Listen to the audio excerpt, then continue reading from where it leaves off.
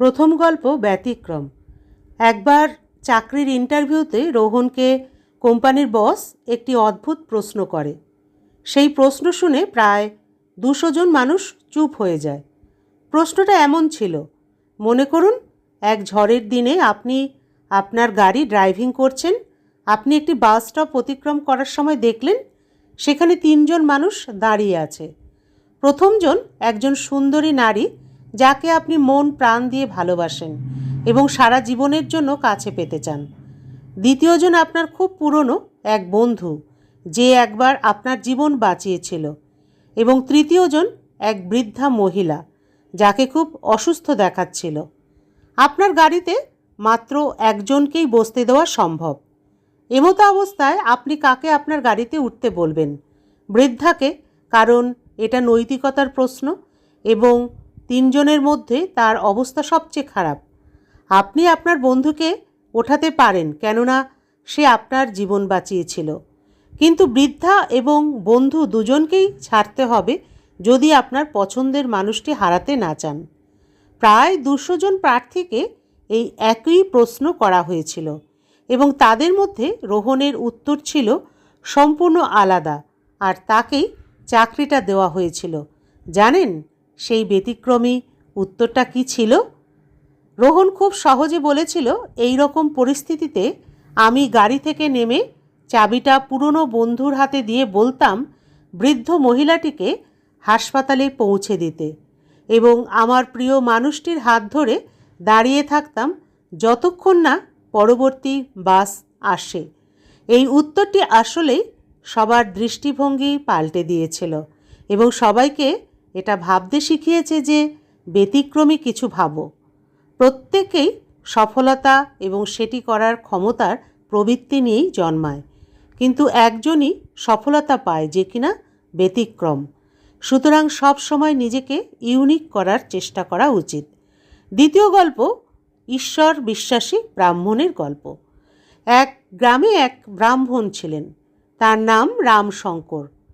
সে ছিলেন খুবই ধার্মিক এবং ঈশ্বরের প্রতি গভীর আস্থা ছিল তার। প্রতিদিন সকালে স্নান করে পূজা অর্চনা করতেন, মন্দিরে যেতেন এবং গ্রামবাসীদের ধর্মের উপদেশ দিতেন। গ্রামের সবাই জানত রামশঙ্কর বাবুর ঈশ্বরের প্রতি এক অবিচল বিশ্বাসের কথা। একদিন গ্রামে এক দুঃখিনী বৃদ্ধা এসে রামশঙ্করের কাছে সাহায্য চাইতে এলো। সে বলল, বাবা, আমার ছেলে অনেক দিন ধরে অসুস্থ। আমি তার চিকিৎসার জন্য কিছু টাকা চাই। আপনার কাছে কিছু সাহায্য পেলে আমি আমার ছেলের চিকিৎসা করাতে পারবো। রামশঙ্কর কিছুটা ভেবে বললেন, আমি তো সবসময় ঈশ্বরের সেবা করি, তিনি আমাকে কিছু না কিছু দেবেনই। তুমি চিন্তা করো না। আমি আজ ঈশ্বরের কাছে প্রার্থনা করব এবং তিনি যদি আমাকে কিছু দেন তবে তোমার অবশ্যই সাহায্য করব। বৃদ্ধা মৃদু হাসল এবং বলল, বাবা, আমি জানি আপনি ঈশ্বরের ভালো ভক্ত, কিন্তু আপনি যদি সাহায্য না করেন তবে আমি কি করব? রামশঙ্কর মুচকি হাসি দিয়ে বললেন, দেখো, ঈশ্বরের ইচ্ছা ছাড়া কিছুই সম্ভব নয়। আমি শুধু তার সেবক। তিনি আমাকে যা দেবেন আমি সেই অনুযায়ী কাজ করব। বৃদ্ধা হতাশ হয়ে ফিরে গেল। রামশঙ্কর তার পূজায় মন দিলেন এবং ঈশ্বরের কাছে প্রার্থনা করলেন, হে ঈশ্বর, আপনি আমার সকল ইচ্ছা পূর্ণ করুন যাতে আমি এই দুঃখিনী বৃদ্ধা মায়ের সাহায্য করতে পারি। প্রভুর কাছে প্রার্থনা শেষে রামশঙ্কর নিজের কাজের দিকে মন দিলেন, কিন্তু কিছুতেই তার কাছে কোনো দান আসলো না। তিনি ভাবতে লাগলেন, কেন ঈশ্বর আমাকে কিছু দিলেন না? আমি তো খুব সৎভাবে প্রার্থনা করেছি।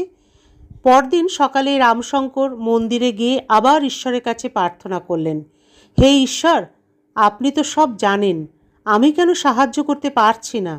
আমি আপনার পূজায় নিবেদিত, তাহলে কেন আমার কাছে কিছু আসছে না?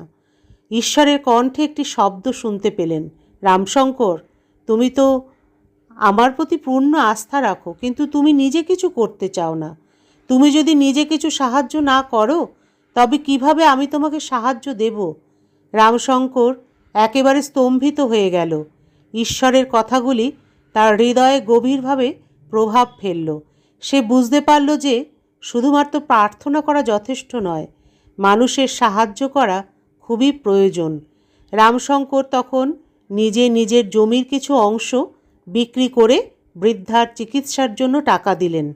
তার পরের দিন থেকেই বৃদ্ধার ছেলে সুস্থ হতে শুরু করলো। এবার রামশঙ্কর বুঝতে পারলেন ঈশ্বর বিশ্বাসী হতে হবে, তবে তাকে সেই বিশ্বাসের সাথে কাজও করতে হবে। ঈশ্বর তার সঙ্গে থাকেন, তবে কাজের মাধ্যমে তার চাহিদা পূর্ণ হয়। এইভাবেই রামশঙ্কর শিখলেন সত্যিকারের ঈশ্বরের বিশ্বাসী হতে গেলে কেবল প্রার্থনা নয়, নিজের কাজেও ঈশ্বরের পথ অনুসরণ করতে হয়।